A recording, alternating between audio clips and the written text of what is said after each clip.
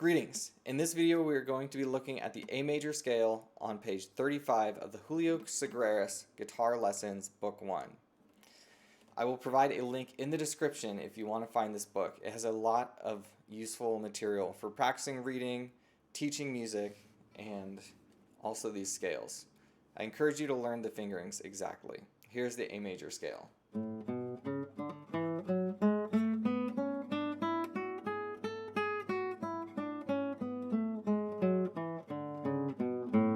A little faster.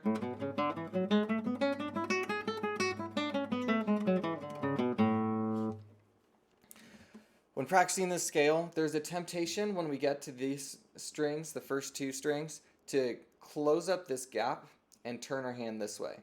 But if we can keep our hand oriented this way, it keeps our pinky nice and close to the first string, and we barely have to move to play those notes. And when you barely move, you can go really fast. So we want to get used to keeping these fingers very, very close, especially our pinky. We want to favor the weak fingers. And in this case, that's going to mean keeping that pinky nice and close. We don't want it to be an inch away and try to find the spot. We want to keep it a quarter of an inch away or less and just barely move to grab that note. So have a look. We're going to start with A. Keeping my fingers very close. And here I keep my orientation. I don't turn here. Whoops, and now I'm doing it because I'm talking about it. Here we go. Shift, and I'm keeping the same angle, and I'm keeping this width in my hand. And here's another spot where I don't need to be open, so I want to close up. But if I just stay open, it just flows into the rest of the scale. So I encourage you to resist that temptation. Here we have to be wide in order to grab this B to C sharp and this E to F sharp.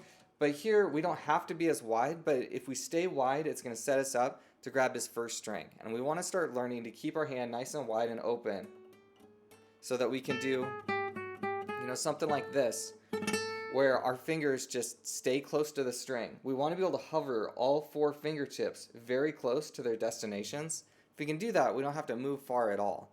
But it's going to take being able to suspend our hand and control where each finger is, which is first can be quite challenging, but once it becomes easy and automatic, your playing is going to improve dramatically.